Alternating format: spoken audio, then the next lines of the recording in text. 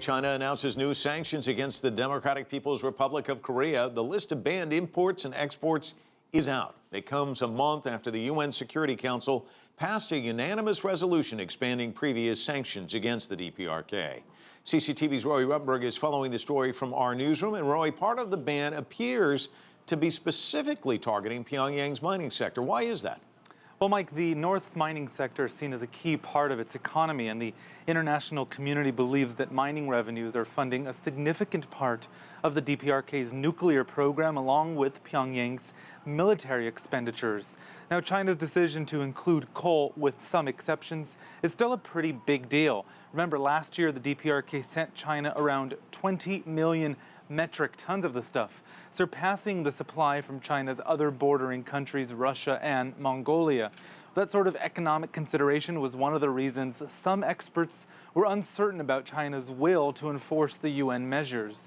Beijing said it would do so, quote, conscientiously.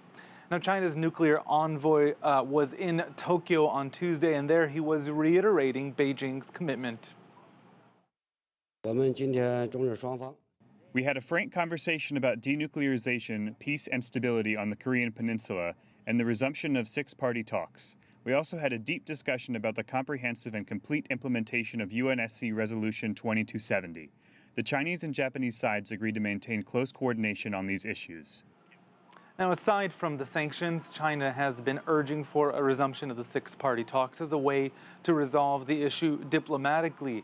Wu is the de facto chair of the stalled talks, which of course also include Japan. Mike? Roee, let's talk a little bit more, if we can, about the other items that were banned. Well, the guidance that we're getting is coming from the Chinese Commerce Ministry, which announced the trade restrictions on Tuesday.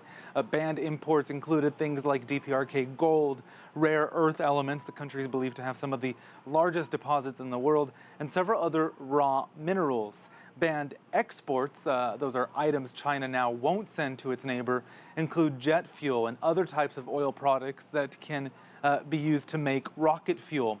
Now, this list appears consistent with the one put out by the UN Security Council and includes allowed exemptions, all of which suggests that China is enforcing the resolution that it voted for last month.